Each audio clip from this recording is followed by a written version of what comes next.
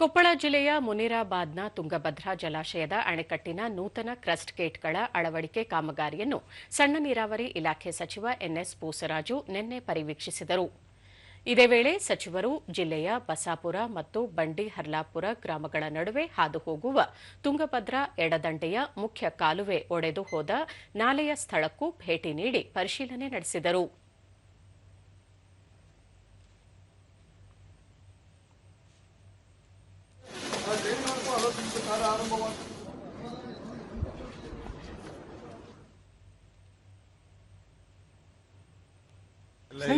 ಮಾಡ್ತಾರೆ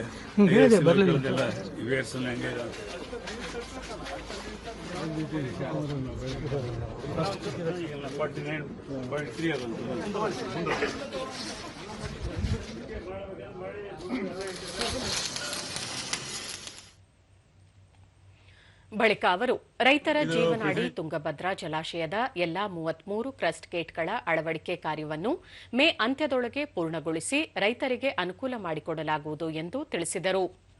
ಈಗಾಗಲೇ ಜಲಾಶಯದ 18 ನೂತನ ಕ್ರಸ್ಟ್ ಗೇಟ್ಗಳ ಅಳವಡಿಕೆ ಕಾರ್ಯ ಪೂರ್ಣಗೊಂಡಿದ್ದು 5 ಕ್ರಸ್ಟ್ ಗೇಟ್ಗಳ ಅಳವಡಿಕೆ ಕಾರ್ಯ ಪ್ರಗತಿಯಲ್ಲಿದೆ.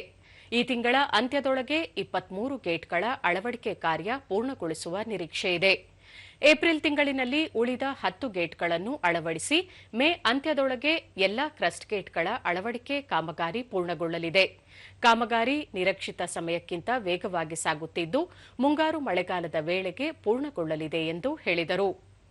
ತುಂಗಭದ್ರಾ ಎಡದಂಡೆ ಕಾಲುವೆ 4 ಜಿಲ್ಲೆಗಳ ಜೀವನಾಡಿಯಾಗಿದ್ದು ಬೇಸಿಗೆಯಲ್ಲಿ ಕುಡಿಯುವ ನೀರಿನ ಅಭಾವ ಉಂಟಾಗದಂತೆ ಸಮರೋಪಾದಿಯಲ್ಲಿ ಕಾಮಗಾರಿಯನ್ನು ಪೂರ್ಣಗೊಳಿಸುವಂತೆ ಅಧಿಕಾರಿಗಳಿಗೆ ಸಚಿವರು ಸೂಚನೆ ನೀಡಿದರು. ಅವ್ರಿಗೂ ಟೈಮ್ ಕೊಟ್ಟಿದ್ದಾರೆ. ಅವರು ಏಪ್ರಿಲ್ ಕೊನೆಗೆ 15 ಆದ್ಮೇಲೆ ಸರಬರಾಜು ಮಾಡಲಿಕ್ಕೆ ಒಪ್ಪಿದ್ದಾರೆ. ಅದೇ 66 ಚೈನ್ ಬೇಕಾಗಿತ್ತು. ಇದೆಲ್ಲ ಪ್ರಿಪೇರ್ ಮಾಡಬೇಕು. ಈ ಸೈಜಿನ ಮೇಲೆ ಆರ್ಡರ್ ಕೊಟ್ಟ ಮೇಲೆ ಅವರು ಟೆಂಡರ್ ಆದಮೇಲೆ ಮಾಡಬೇಕಾಗಿತ್ತು. ಅದು ಸ್ಪೀಡಾಗಿ ಮಾಡ್ತಾ ಇದ್ದಾರೆ. ಅವ್ರಿಗೂ ಅದಕ್ಕೆ ಬಂದ ಮೇಲೆ ಒಂದೊಂದು ದಿವಸಕ್ಕೆ ಅವ್ರ ಲೆಕ್ಕ ಪ್ರಕಾರ ಒಂದು ಗೇಟ್ಗೆ ಆಗ್ತದೆ 2 ಚೈನ್ ಕೊಡಿಸ್ಬೋದು. ಅದು ಮತ್ತೆ 33 ದಿವಸ ಆಗಬಾರ್ದು ಅಂತೇಳಿ ಈಗಲೇ ಅವ್ರಿಗೆ ಹೇಳಿ 4 ಟೀಮ್ ಅವ್ರ ಹತ್ರ ವರ್ಕರ್ಸ್ ಇರ್ತಾರೆ. 4 ಟೀಮ್ ಮಾಡಿ ಆದಷ್ಟು ಇವರಾಗಿ ಮೇ ಎಂಡಿಂಗಿಗೆ ಅದನ್ನು ಸಹಿತ ಕಂಪ್ಲೀಟ್ ಮಾಡಿಬಿಟ್ರೆ ಎರ್ಲಿ ರೇನ್ಸ್ ಬಂದು ಜೂನಲ್ಲಿ ಬಂದ್ರು ಜನರಲಿ ನಮ್ಮ ಮಾನ್ಸೂನ್ ಸೆಟ್ ಆಗೋದೇ 5-6 ತಾರೀಕು ಆಯಿತು ಮಂಗಳೂರಿನಲ್ಲಿ ಜೂನ್ನಲ್ಲಿ. ನಮ್ಮ ಬರೋದು 20ನೇ ತಾರೀಕು ಆದಮೇಲೆ ಒರಿಜಿನಲ್ ಬಂದರು.